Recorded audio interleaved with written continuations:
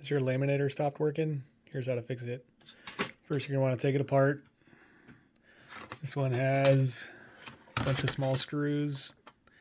As you can see, just get yourself a small screwdriver and take all the screws out.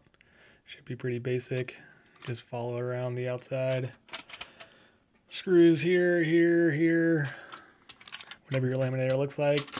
I'm going to guess a lot of them look the same.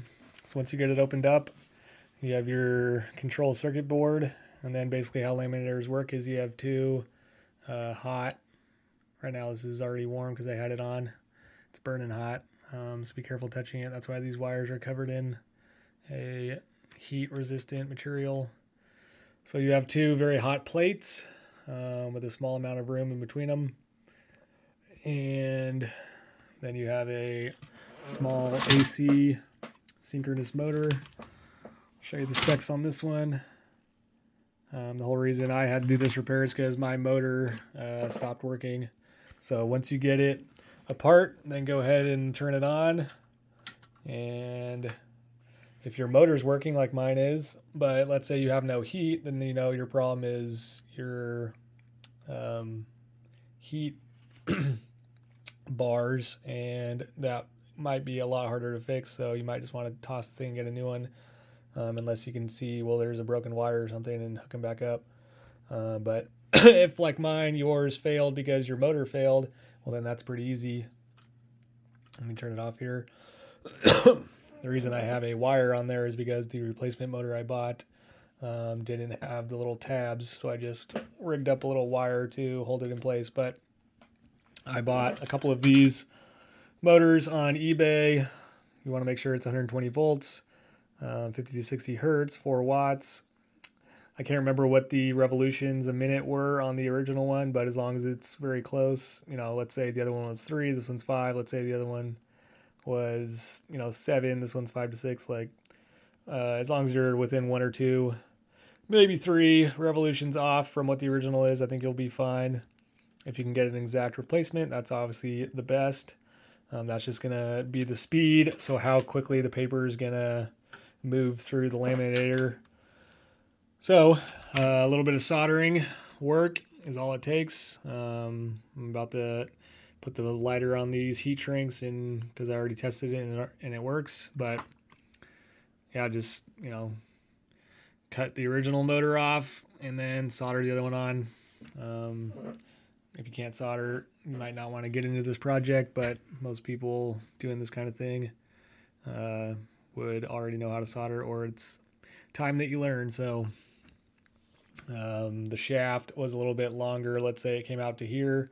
So I just took my angle grinder, put the little motor on the bench, marked where I needed to cut it. I actually had to do it 1 or 2 times just to get the exact distance because I didn't take off enough the first time, but you just shorten your shaft down. This motor will come out that way. Once those 2 screws are undone, or in this case, because I don't have screws, the wire is holding it. And then, yeah, the little plastic gear there is just loosely pressed onto the shaft, so not hard at all to pull that off. So yeah, a quick motor replacement, and your laminator will be up and running.